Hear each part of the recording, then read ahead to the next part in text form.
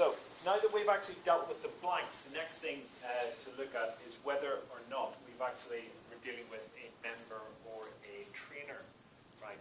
And so the way to do that is if we go back to our login form, you'll remember that whenever we set this little option group up, right, we give it a name. So go to design view.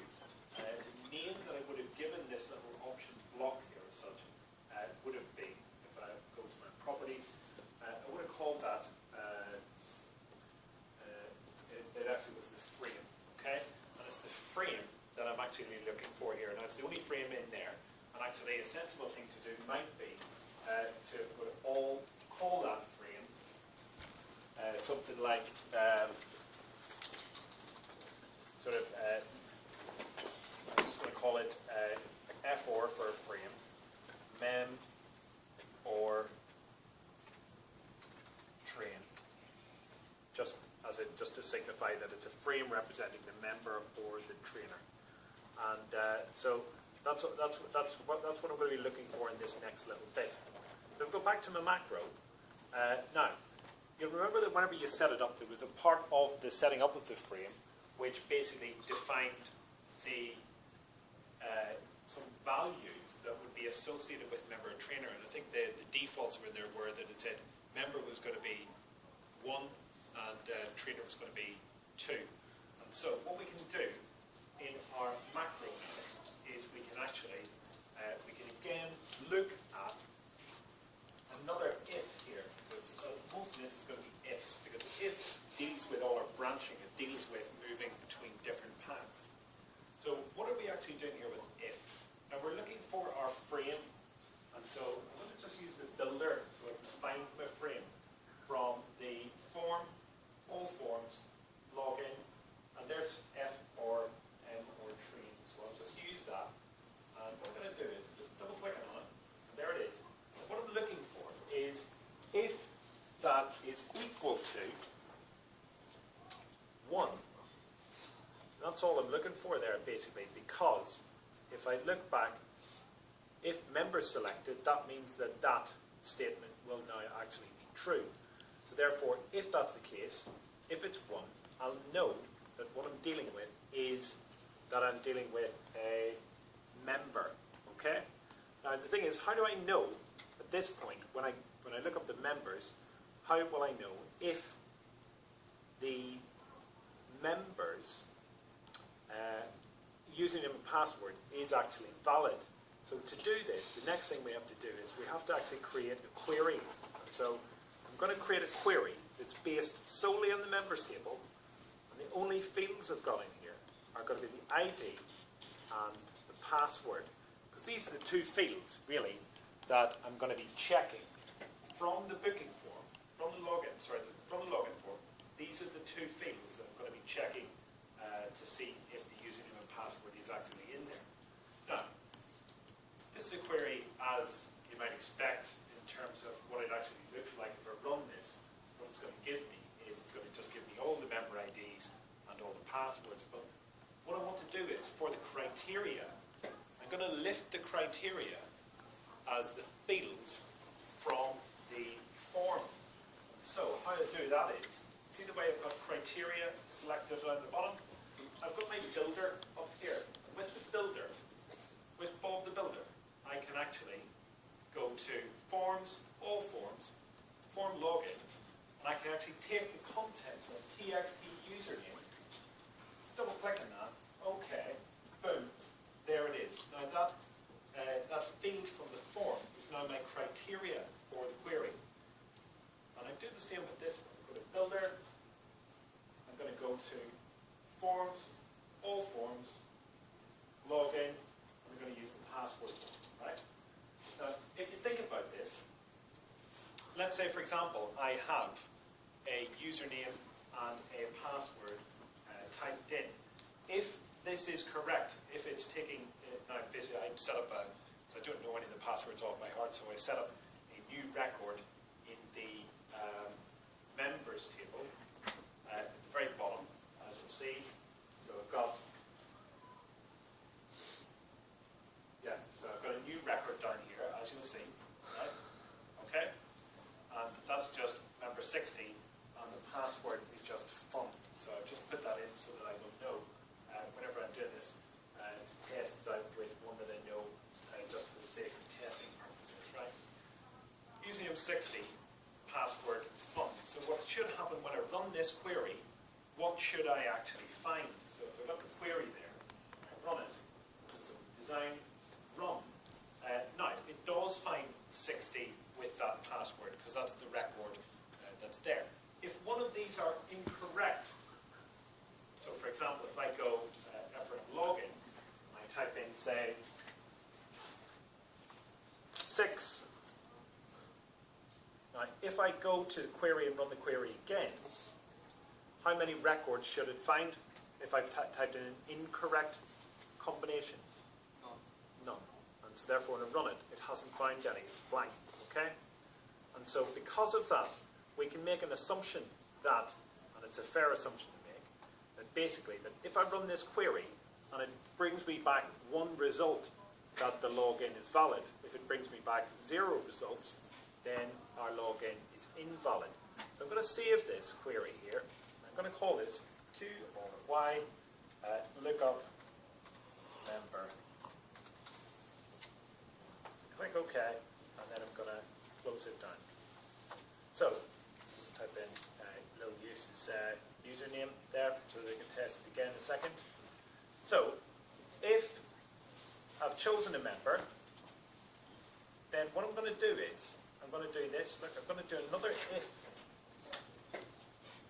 and what I'm looking for is, and this is a new command, and it's called a dcount, right? And what a dcount determines the number of records that are in a specified set. Now, if our specified set is the results of the query, what we can do is we can actually determine how many results that's actually returned. We want it to be 1. So therefore, what are we looking at? Now, there's a kind of like a special, like if you got this in the exam, the best thing to do would just be to practice and learn this off. It's kind of one of those things you might get perfect first time round, but if you practice between sessions, you can always tweak as you go. So what you'll need to do is for this is, the best thing to do is to use a star for the first bit, and then, but notice you need to put stuff within speech marks this time. Now the domain is the name of the query, so QRY, lookup member, and close my speech marks, close my bracket, right? So if dcount of that is equal to 1, then we can make the assumption that obviously said that that is a valid, that is actually a valid member. Now, so the next bit after the if there in this add new action, we can actually, just to test this out, we can put a message box in just to say, let's say message, you are logged in as a member, and then just say login successful. It's just, for now this will just show quickly if this is actually going to work or not. So I'm just going to save the macro, and I'm just going to go back to here, and I'm going to see what happens. First of all, if we type it in with something that's incorrect, so when I click submit, nothing is happening. But if I go 60, that's my new, it says you're logged in as a member, okay? And what that means is that you can follow that up in here with the new action underneath, directly underneath, as just being to open form, and open form, which form is it that the member should get access to? The booking form. All you have to do is pick that, save, let's see what happens when we run it. So submit, you're logged in as a member, and then we get straight into the class booking form, okay? And if we cancel, we go back to there, but we're still logged in. So anyway, so those sequence of events, you'll see that, you see the way that you've got these end ifs down here? These match up to the beginning of these statements. So if somebody doesn't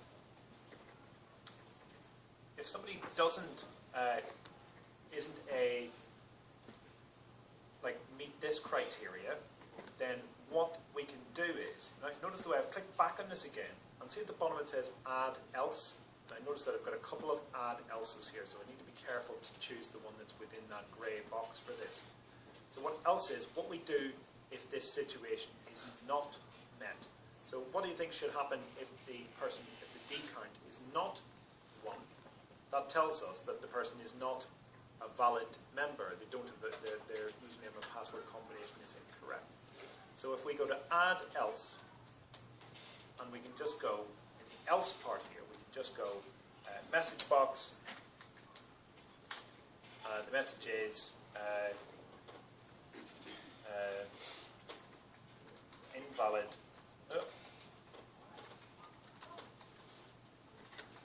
invalid login,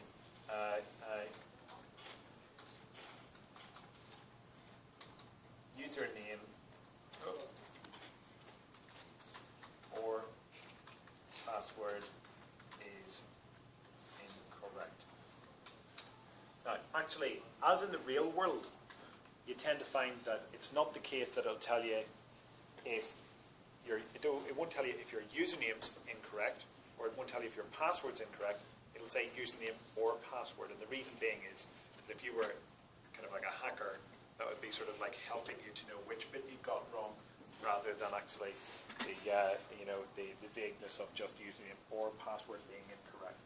And if after this, all you can do now is you can actually just stop the macro, and that therefore will that'll just stop the macro at that particular point.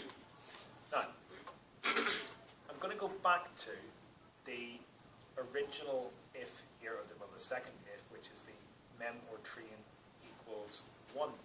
So the thing is, actually, if mem or train, bear in mind that there only were 2 things in the frame that you could actually do. So therefore, we can make the assumption that if it's not 1, it has to be the other one. So if I've got this grey box selected now by clicking on that, I can actually, if I jump down here, see it says add else. And that else part will basically be the trainer login. So to do the trainer login, I'm going to have to repeat the process that I did for lookup member. And I'm going to have to do that with the trainers. So very quickly, I'll just do that very quickly.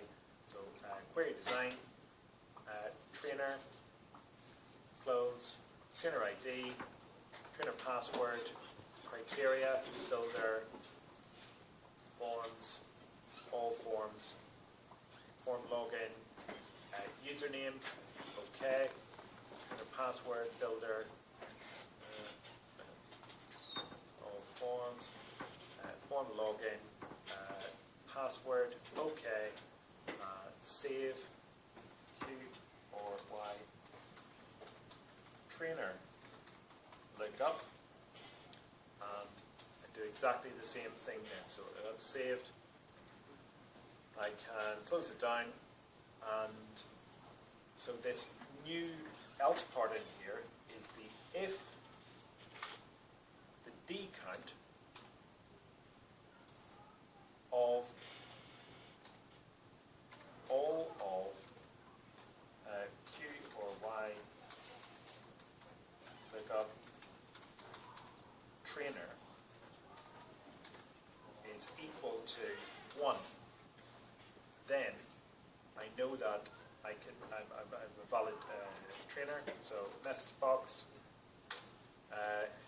just type in successfully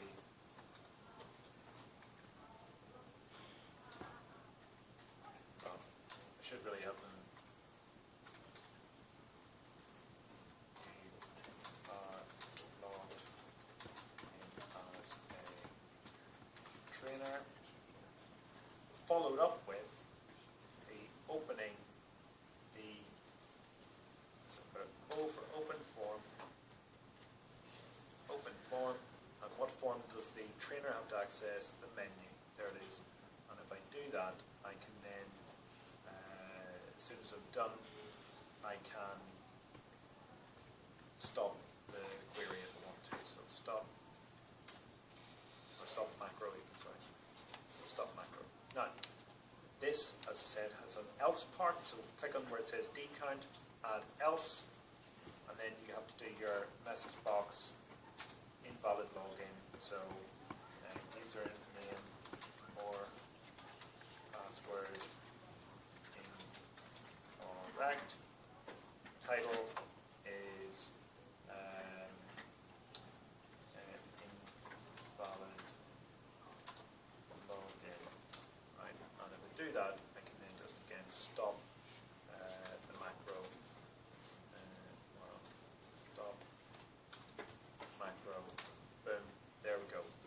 actually save, and that hopefully should do the job now. So if I go submit, you're logged in as a member, there's the member. But if we go back, let's try to log in as someone else. By the way, what's the trainers? I'll have to add a new trainer here just for the crack. We'll add one called, any other street names to me? What's your street name? I don't have one. You don't have one. Right, Big so T-boy. no Tam. First 1970. Male. The female. And your password is now food. Right? So low Tam is 6 and he's a password is food. Right? Okay, so let's see. Trainer 6. Food. Now, if I try this, it says, look at this, submit, username and password incorrect, but if I change to trainer, oh, I've got an error. What is it? Oh, it's because you've written lookup trainer instead of trainer lookup. Because, you know, like you've written it here. Oh, you're right. Actually, you're right. Okay. That's a good spot. Okay. Macro. That is a very good spot. Do that. You're now on YouTube, so. So save. We'll try again. Right, here we go. Submit. You're logged in as a trainer, and then I've opened up the main menu. Happy days. Okay? Right, so you can stop the video now and that.